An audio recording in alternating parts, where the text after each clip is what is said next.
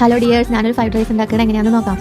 അരക്കിന് ബസ്മതി അരി, beans, carrot, ഉള്ളി, capsicum, മുളക്, പിന്നെ കറിവേപ്പില, പട്ടാണിക്കടല, പിന്നെ കുറച്ച് മസാലകൾ, മാഗി ക്യൂബ് തുടങ്ങിയുള്ള സാധനങ്ങളാണ് ഇതിൽ ആവശ്യം.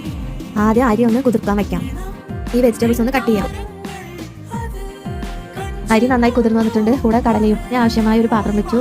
ആവശ്യമായ ഓയിൽ, ഇത്രയും സാധനങ്ങൾ എണ്ണയിലിട്ട് മൂപ്പിക്കാം. ഉള്ളി ഏകദേശം ബ്രൗൺ ആയിട്ടുണ്ട്. വെജിറ്റബിൾസ് ഇടാം. നന്നായി മിക്സ് ചെയ്യണം. പിന്നെ കുറച്ച് കറിവേപ്പിൻ്റെ ഇല ഇടാം. പിന്നെ നമുക്കൊന്ന് ആവിയിൽ വേവിച്ചെടുക്കണം. അപ്പോഴേക്ക് അരി ഒന്ന് ഹാഫ് ലെവലിൽ വേവിച്ചെടുക്കാം. അരി ഹാഫ് ലെവലിൽ വെന്ത് കിട്ടിയിട്ടുണ്ട്. വെജിറ്റബിൾസ് ഒക്കെ ഒന്ന് വെന്ത് കിട്ടിയിട്ടുണ്ട്. ഇതിലേക്ക് അരിയൊക്കെ കൂട്ടി ഒന്ന് പാകത്തിന് മിക്സ് ചെയ്ത് നമുക്കിത് ഒന്നും കൂടി ഒരു 15 മിനിറ്റോളം ആവി തന്നെ ഒന്ന് സിമ്മാക്കി വയ്ക്കാം. അങ്ങനെ എൻ്റെ തട്ടിക്കുട്ടി ഫ്രൈഡ് റൈസ് റെഡി ആയിട്ടുണ്ട്. ഇതൊന്ന് നമുക്ക് ടേസ്റ്റ് ചെയ്ത് നോക്കാം. ചിക്കനില്ലെങ്കിൽ ഇങ്ങനെ കഴിക്കാൻ ഭയങ്കര ടേസ്റ്റാണ്.